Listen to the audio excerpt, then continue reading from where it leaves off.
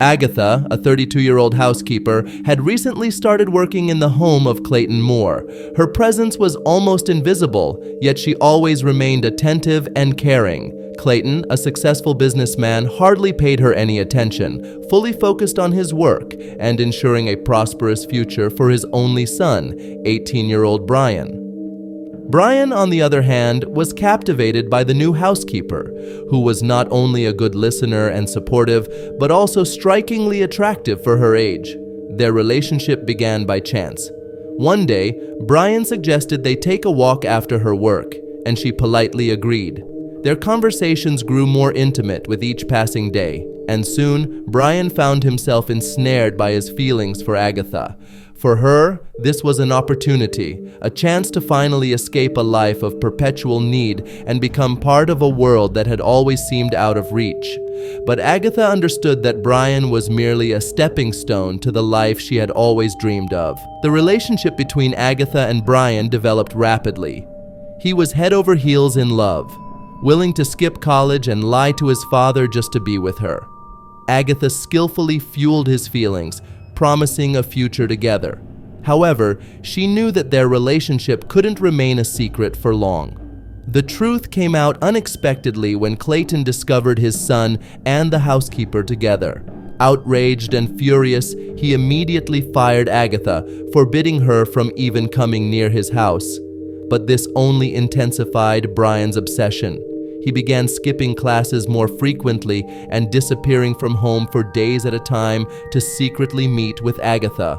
Clayton realized that at this rate, his son could ruin his promising future. Clayton understood that the only way to save his son was to ensure Agatha disappeared from his life forever. But how could he achieve this? Simple persuasion wouldn't work, and if Brian found out that Clayton had pressured Agatha, their relationship would be destroyed forever. The solution gradually came to Clayton.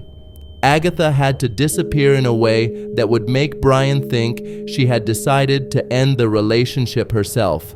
If he believed Agatha had left of her own accord, it might crush his infatuation and allow him to return to a normal life. After weighing all the possible risks, Clayton decided to act.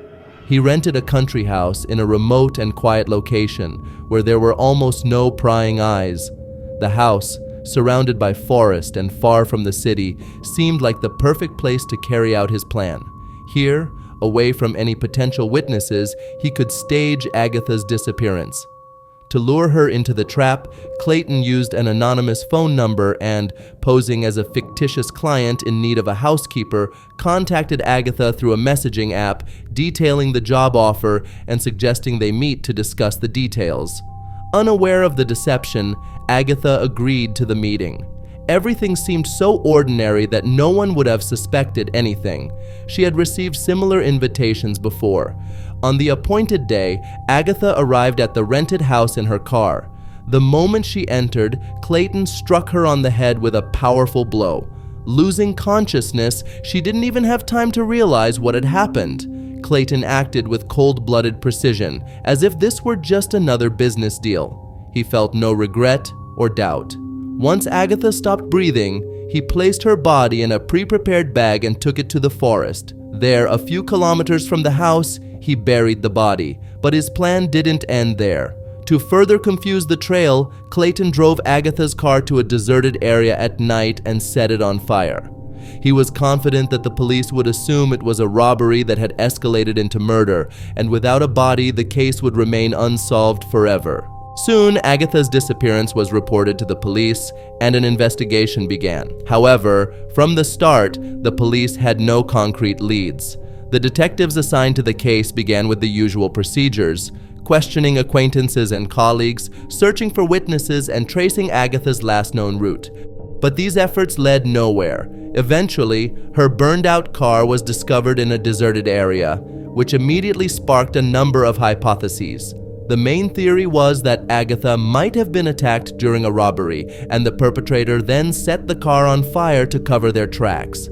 The detectives attempted to trace the car's movements using surveillance cameras, but the last footage only showed the vehicle driving into the deserted area. The quality of the recording made it impossible to identify the driver. The police had no clear motive, no witnesses, and no suspects. Interviews with neighbors and colleagues yielded no useful information. What puzzled the detectives the most was the fact that she seemed to have no obvious conflicts. There were no issues in her past, nor were there any outstanding debts. Everything pointed to her being an ordinary woman who had simply vanished without a trace. A few weeks into the investigation, it was on the verge of going cold. The police began to focus on the hypothesis of an attack followed by murder, but the absence of a body complicated the case. In criminal investigations, the victim's body is the main source of evidence. Without it, it is impossible to accurately determine the cause of death, the time of the crime, and many other important details. Clayton's temporary victory could turn into his downfall if the detectives happened to stumble upon even the slightest clue. Several weeks passed, and Brian couldn't accept the idea that Agatha had simply vanished without a trace. He decided he couldn't just sit idly by and wait for the police to solve the case. Brian began his own investigation, believing that if anyone could uncover the truth, it would be him. His first step was to return to Agatha's apartment. He remembered that they often met there and thought that there might be some clues left behind. When he managed to get into the apartment, Brian turned on her laptop and started going through her messages. He knew Agatha was careful enough not to leave traces of their relationship on social media, but her work contacts and messages in other apps might contain valuable information. His intuition paid off. In one of the WhatsApp conversations, he found a message from an unknown client who had offered Agatha a new job at a country house. The message was sent from a number Brian didn't recognize, but the timing coincided with the date of her disappearance. He noted down the address mentioned in the message and decided to go there to investigate. He began asking local residents, hoping to gather any information. One of them, an elderly man, mentioned that a man had recently rented the house. After hearing the description of the tenant, Brian showed the man a photo of his father and asked if he had rented the house. The answer made him freeze. The owner of the house confirmed that the person in the photo was indeed the tenant. This moment was a turning point for Brian. His father was involved in Agatha's disappearance, but Brian didn't know what to do next. He realized he was on a dangerous edge. If he went against his father, he would destroy his family. But Brian made a decision driven by the fear of losing the chance to save Agatha. He decided to go to the police and tell them everything he had discovered. This step was extremely difficult for him, but he knew he couldn't continue living in ignorance. The information provided by Brian allowed the police to focus on the country house where his father, Clayton, had rented accommodation shortly before Agatha's disappearance. Now, the investigation had a specific suspect and a location where evidence might be found. The police organized a large-scale operation. They cordoned off the area around the house and began a thorough examination. They conducted several forensic tests, inspecting every inch of the building and the surrounding area. Although the house had been meticulously cleaned, traces of blood, barely visible to the naked eye, were discovered using specialized tools. This evidence confirmed that a crime had indeed taken place inside the house. Search dogs, trained to detect even the faintest scent of a body, were brought in to help locate the remains. During his interrogation, Clayton, despite his usual composed demeanor, began to lose his composure. He tried to convince the police of his innocence, explaining that he had indeed contacted Agatha anonymously, but only to ask her to stay away from his son.